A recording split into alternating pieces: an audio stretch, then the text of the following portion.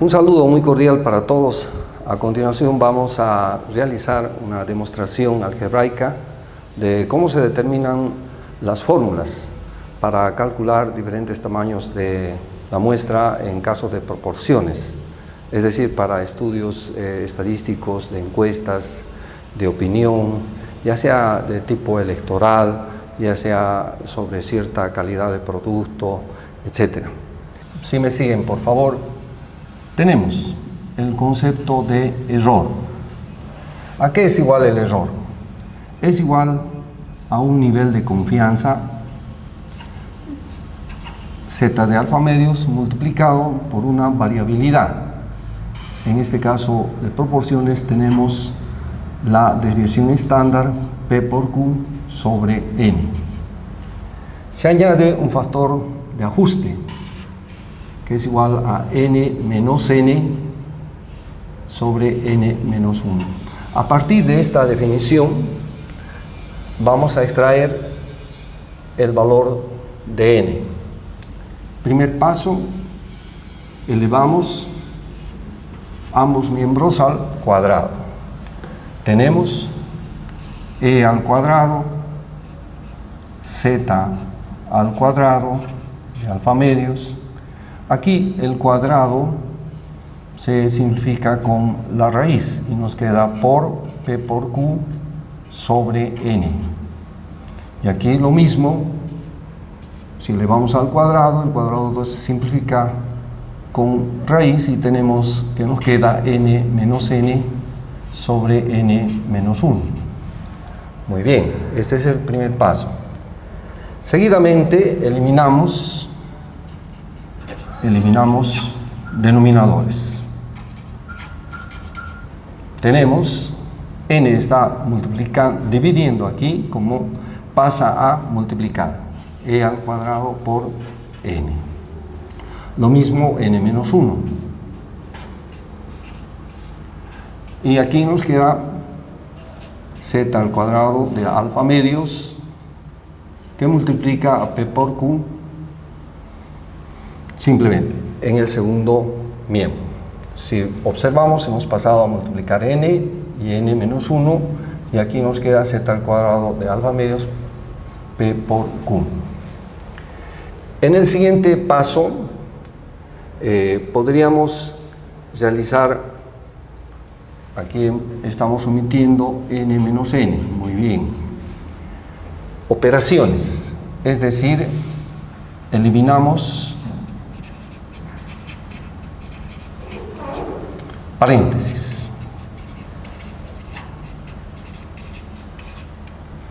Multiplicamos E al cuadrado N por N y también por menos 1. Aquí tenemos E al cuadrado N, muy bien, menos E al cuadrado N por menos 1 es E al cuadrado N. Aquí tenemos también que multiplicar por N mayúscula y por N minúscula. Tenemos Z al cuadrado de alfa medios P, Q, N, muy bien, menos Z al cuadrado de alfa medios P, Q por N minúscula. Ahora traspasamos o trasladamos o transponemos N al primer miembro. Trasladamos N, que es el tamaño de la muestra, al primer miembro. Tenemos aquí E al cuadrado N menos E al cuadrado N. Aquí pasa este negativo como positivo. Tenemos más Z al cuadrado de alfa medios P, Q, N. Y en el segundo miembro nos queda Z al cuadrado de alfa medios P, Q, N. Muy bien. Ahora, el siguiente paso, factorizamos nuestra variable n. En el primer miembro tenemos n, que nos queda e al cuadrado n, muy bien. Aquí tenemos menos, solo queda e al cuadrado. Aquí nos queda z al cuadrado de alfa medios pq. Ya está factorizado n. Aquí tenemos el segundo miembro. Ahora sí, despejamos. Despejando n. Tenemos que será igual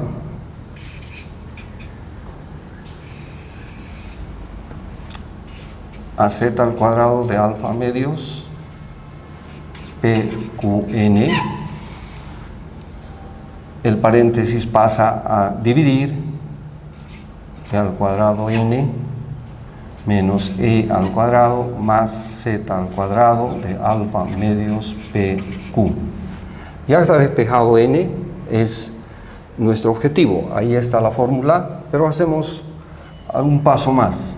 Podríamos factorizar aquí e, y tenemos la fórmula que n será igual a n, podríamos colocar por delante z al cuadrado de alfa medios pq sobre, aquí estamos factorizando e al cuadrado, nos queda n menos, si factorizamos e al cuadrado nos queda 1, más z al cuadrado de alfa medios pq. Esta es la fórmula del tamaño de la muestra para n poblaciones finitas. Fíjese la importancia del error. El error está en el denominador. Querrá decir que a mayor error, el tamaño de la muestra es menor. Y a menor error, un error pequeño de 2%, 1%, el tamaño de la muestra es mucho más representativa porque es mayor. Sin embargo, también se presenta el caso de poblaciones muy grandes, infinitas. Por ejemplo, cuando hablamos de la población de Bolivia, es 1 millón, 7 millones, tenemos y de votantes, me refiero. Tenemos poblaciones para el tema de salud en China hasta de 50 millones, 100 millones. Se habla entonces que n tiende a infinito. Aquí vamos a trabajar qué pasa en poblaciones cuando n, nuestra población, tiende a un valor tan grande que en estadística nosotros lo caracterizamos como infinito. Aplicamos límite. Entonces, la solución matemática nos dice que trabajemos límites cuando n tiende a infinito. ¿De qué? De nuestra ecuación. Tenemos n z al cuadrado de alfa medios pq sobre, podemos ver por delante n menos 1, e al cuadrado más z al cuadrado de alfa medios pq. Vamos a utilizar un artificio para eliminar la indeterminación, porque si aplicamos la tendencia, en este caso infinito, tendríamos en el numerador infinito, n es infinito, en el denominador también tenemos infinito, lo cual no significa una indeterminación. ¿Cómo suspendemos la indeterminación? Factorizando n, ¿no?, en el denominador. Z al cuadrado de alfa medios pq, ahí. Ahora pongamos atención, estamos factorizando n del paréntesis, aquí nos queda 1 y aquí 1 sobre n, ¿no? Ya está factorizado n. Tenemos aquí e al cuadrado. También tenemos que factorizar n del siguiente elemento. Entonces tenemos 1 sobre n, muy bien, z al cuadrado de alfa medios PQ. Una vez realizada la factorización, suprimimos n, numerador, denominador. Aquí tenemos que 1 sobre infinito, sustituyendo el valor de n, es igual a 0. 1 sobre n es también 0. De donde n, la fórmula para casos de poblaciones que tienden a infinito, será igual. En el numerador tenemos z al cuadrado de alfa medios PQ. Y fíjese que en el denominador nos queda 1 por e al cuadrado, nos queda solo e al cuadrado, porque aquí tenemos 0. 0 por p por q es 0. Esta es la fórmula de n para poblaciones infinitas.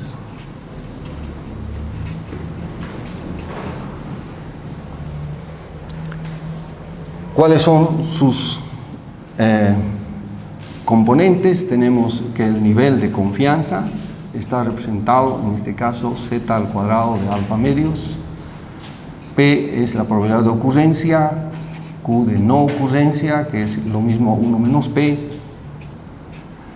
y E es el error. E al cuadrado, en este caso, es el error.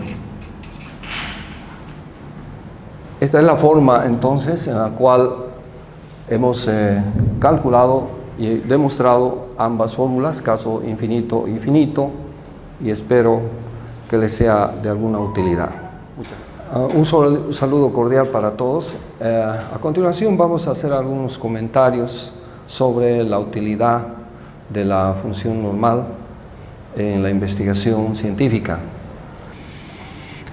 Primero tenemos el eje donde se anotan los valores de la variable, ¿no?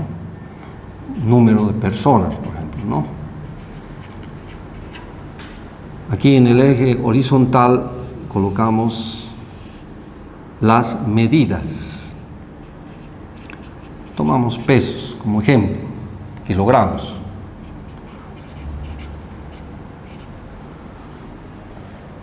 ¿Cómo se construye? Decíamos que como delgados son pocos. Una persona delgada, otra, y así sucesivamente vamos incorporando mediciones. La mayoría tiene un peso calificado como normal.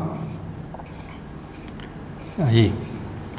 Y luego, como gorditos, también son pocos. Bueno, tomando una población relativamente absoluta, como ser estudiantes de una carrera, se puede establecer que va a tener este comportamiento de forma campanoide. Repito, en el eje horizontal introducimos los valores de la variable y en el eje vertical el número de repeticiones, casos registrados. ¿Cuál es la fórmula matemática de la campana de Gauss? Es igual a 1 sobre sigma raíz de 2pi multiplicado por e elevado a menos 1 medio. Aquí tenemos valores de la variable respecto a su media sobre el sigma al cuadrado. Esta es lo que se llama ecuación o función de densidad, la ecuación matemática de la campana de Gauss. Como pueden observar, si tomamos fenómenos, las calificaciones de un grupo de estudiantes, pocos estudiantes tienen bajas calificaciones. La mayoría tienen calificaciones centradas o cerca de un promedio, y también pocos estudiantes tienen altas calificaciones. Este fenómeno se repite, es el comportamiento normal.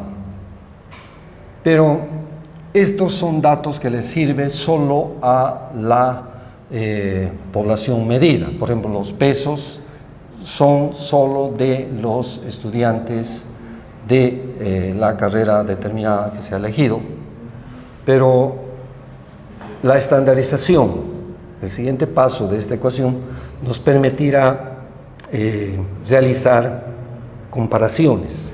Es muy importante ese detalle porque vamos a pasar de lo absoluto a lo relativo.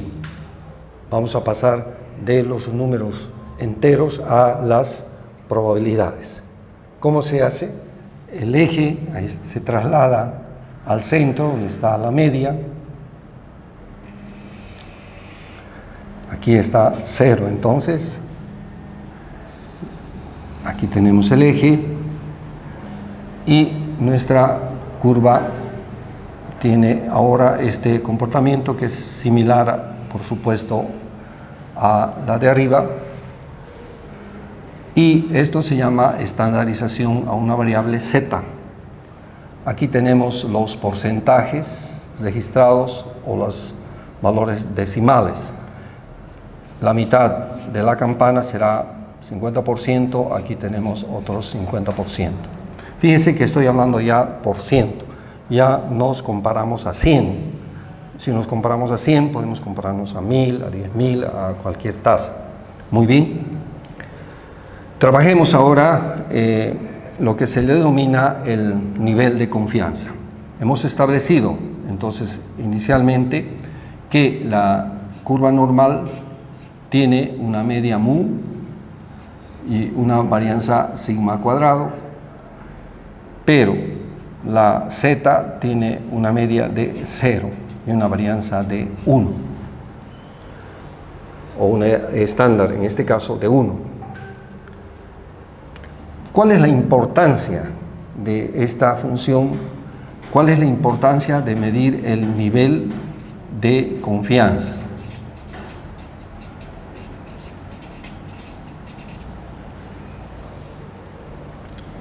Nos referimos a la función al área. En primer lugar, se estima un sigma. Luego, se incorpora un segundo sigma. Aquí tendríamos 2 sigmas. Y en la parte negativa también tenemos 2 sigmas.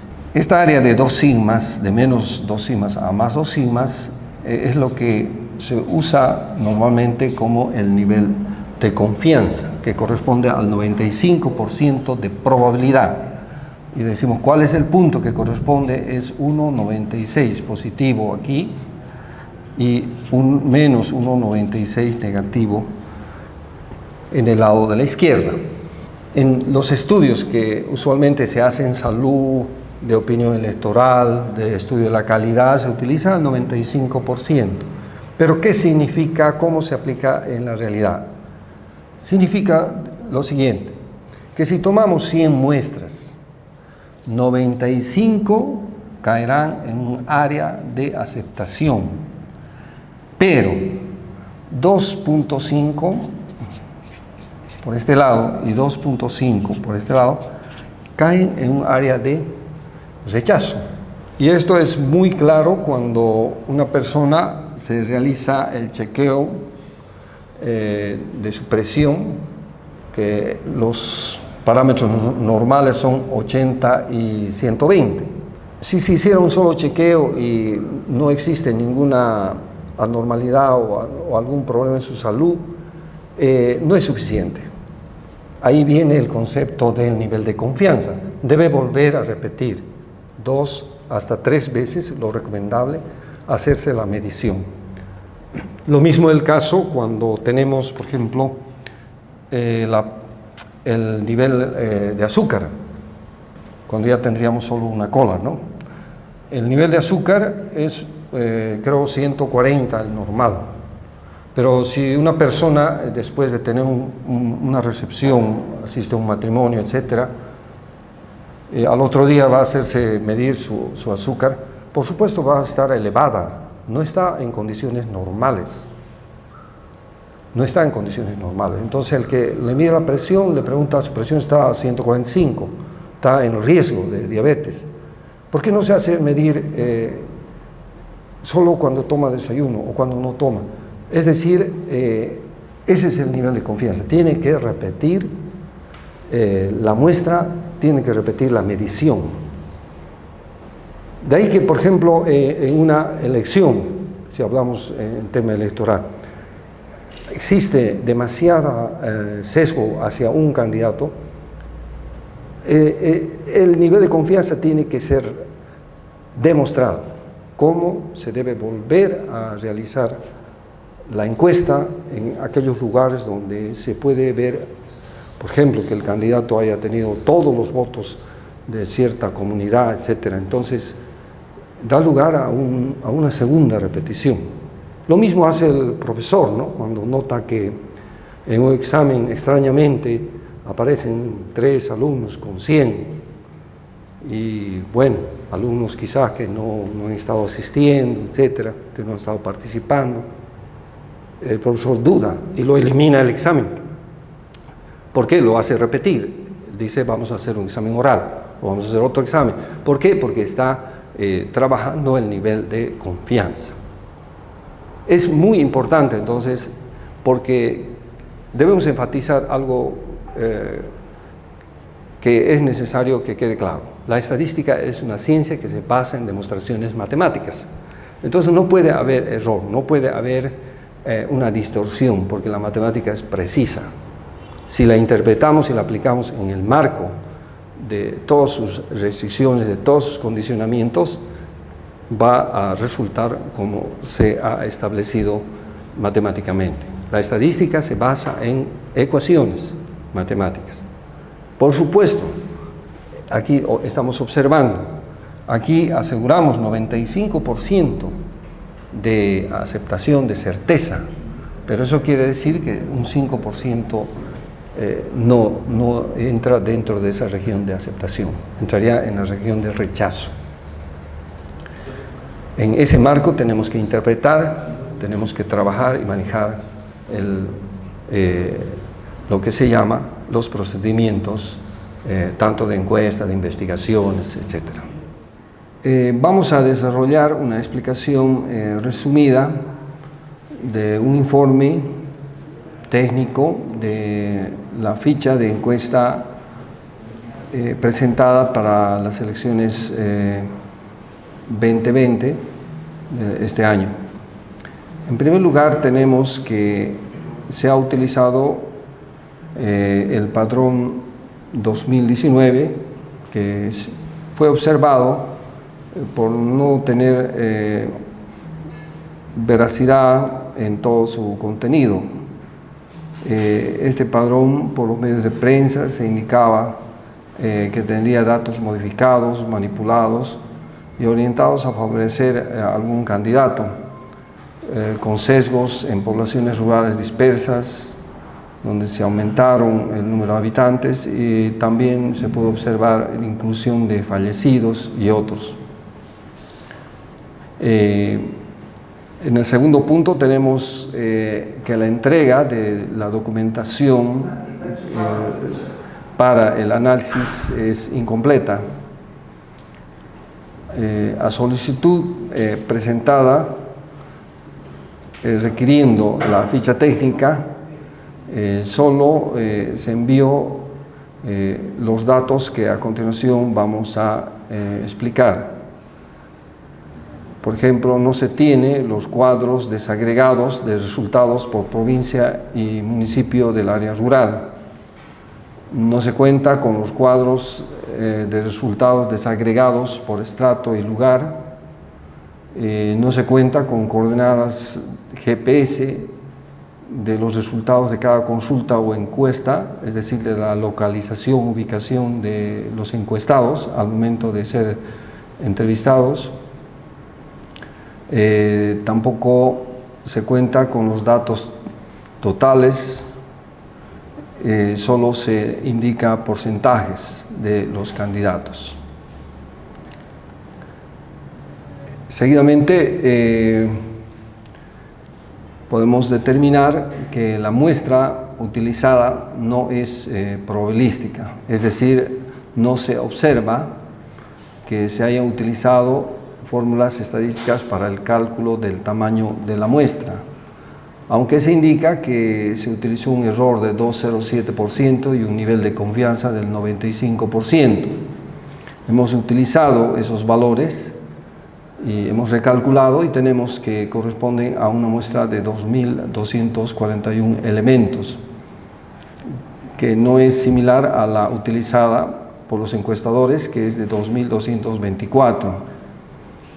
Ello nos lleva a determinar y concluir que la muestra no es probabilística. Es una muestra de carácter empírico. Por supuesto, lo empírico es válido en el análisis estadístico, pero hay una contradicción en su ficha donde se señala que la muestra es probabilística, pero observando el desarrollo del análisis se determina que es empírica, no es probabilística. 4. Indicios de manipulación en la determinación del tamaño de la muestra. Se determina de manera empírica el tamaño de la muestra modificando primeramente de 2.000 elementos de inicio a 2.224. Bueno, se incrementaron 224 unidades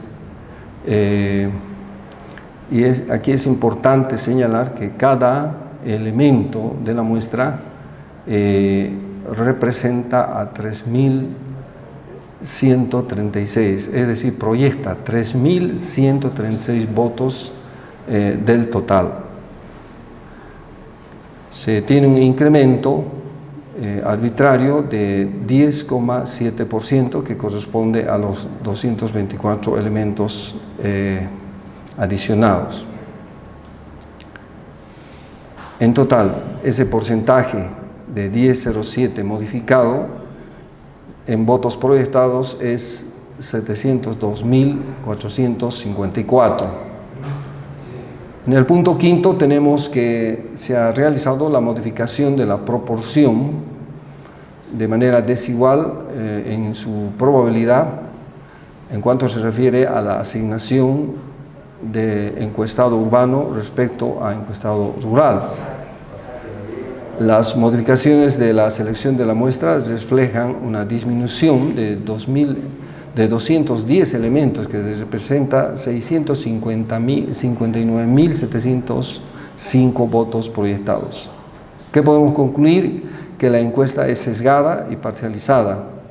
Un habilitado del área urbana tiene menos probabilidad de ser elegido en la muestra respecto a un habilitado del área rural. Esto también lleva a la conclusión de que estadísticamente la encuesta no es confiable y sus resultados no se ajustan a las reglas de probabilidad. Se tiene un sesgo muestral por selección que establece que la encuesta ha sido manipulada arbitrariamente.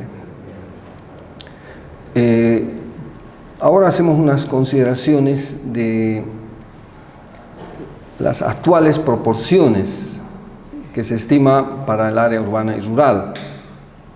En estudios, en publicaciones del INE y de varias instituciones privadas, se tiene que la proporción de 70% corresponde al área urbana y 30% al área rural actualmente. En la muestra, entonces, se tendría, si se toma estos valores, una diferencia de 575 votos, lo cual significa 1.802.233 votos proyectados que fueron añadidos al área rural del área, extraídos del área urbana. Concluimos, se tiene un porcentaje que corresponde de 70% en la muestra, lo cual significa 1.569 elementos, y para el área rural 30%, que corresponde a 672 elementos. La disminución arbitraria de elementos del área urbana al favor del área rural es de 26%, que representa 1.802.233 votos proyectados.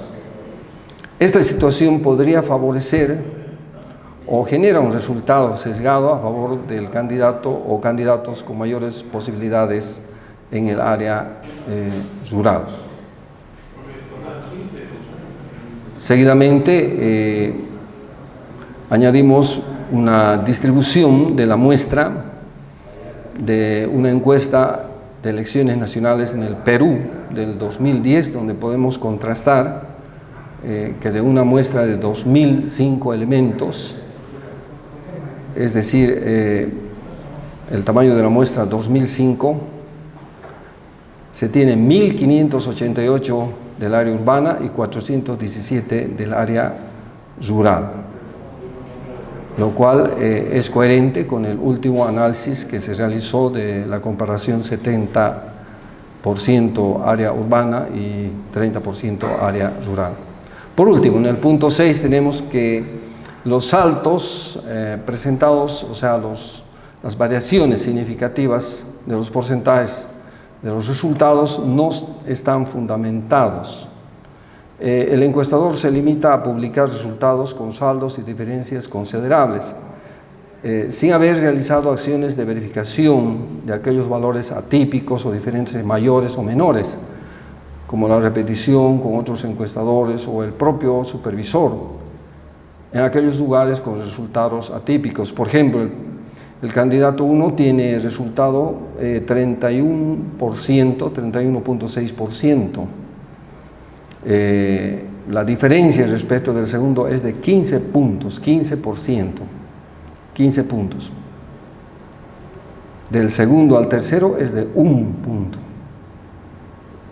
Del tercero al cuarto es de 7 puntos. Hay otro salto ahí que no ha sido debidamente demostrado en su análisis, comprobación y verificación.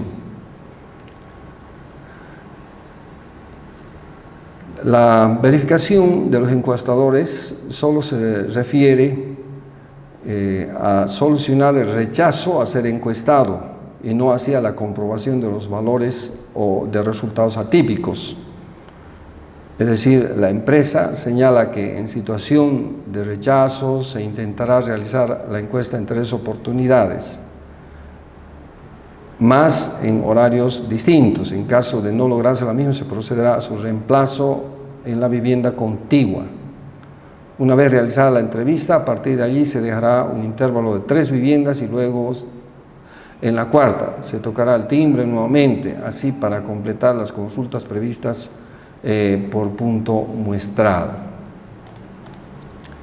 Eso es todo el detalle del análisis técnico que se puede hacer de esta encuesta, que por supuesto este análisis se limita simplemente a la documentación recibida. Mi nombre es Andrés Solís Rivera. Pertenezco a un grupo de la universidad llamada Avanzarú. Somos estudiantes independientes que hemos realizado un análisis de las encuestas realizadas de las elecciones 2020 acá en Bolivia, donde hemos llegado a unas observaciones que invalidan las encuestas. Entre las primeras distorsiones que hemos encontrado se pueden ver y se puede evidenciar claramente que sería el padrón. El padrón que se sigue utilizando es el de 2019, el que utilizaba el MAS, donde ahí siguen votando las personas muertas, y lo correcto que se debe hacer sería sanear ese padrón. La segunda observación que hemos encontrado sería la muestra empírica. Bueno, primeramente mi nombre es Giancarlo Ticona Rivera, soy estudiante de Ciencia Política. A continuación les mostraré que para una encuesta sea válida debería realizarse un total de 2.241 encuestas, donde hubo una muestra empírica de 2.000 y luego aproximadamente de 2.224, como ellos lo muestran, habiendo una variación arbitraria de 224 encuestas, habiendo en total 702.454, donde cada muestra proyecta un total de 3.136 votos, equivaliendo a un total del 10%. Hola, soy Juan Carlos Murri. He estudiado Ciencia Política en la Gabriel René Moreno.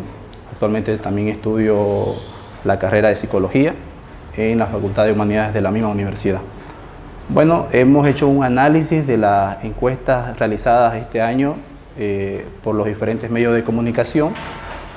En este estudio hemos podido hacer un análisis de la ficha técnica que se elaboró y hemos podido ver algunos detalles muy importantes que es importante señalar. Vemos que el 54% de la de la muestra tomada debió haberse tomado en el área urbana y el 46% en el área rural. Pero la encuestadora en este caso, arbitrariamente rebajó un 10% al área urbana, un 10% de ese 54% que le correspondía, y esto ha hecho que varíen los datos y que no sea confiable la encuesta. Pero dirán, ¿por qué? La cantidad de muestras que se bajó fueron 210 muestras que no se tomó en el área urbana, que equivale a 658.560 votos. Solo para poner un ejemplo, mayor que la cantidad de habitantes en el Beni y mayor que la cantidad de habitantes en Pando. Entonces, con eso hemos distorsionado totalmente la intención de voto en todo el país y hace poco confiable en esta encuesta.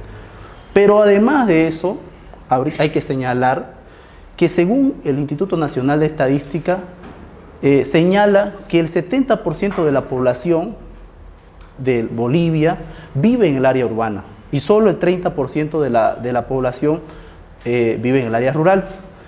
¿Qué quiere decir esto? Que la encuesta debió tomar una muestra del 70% en el área urbana y solo el 30% de esta muestra debió haberse tomado en el área rural, cosa que no pasó y obviamente hacen poco creíble estas encuestas para un análisis real de cómo está la intención de voto en todo Bolivia.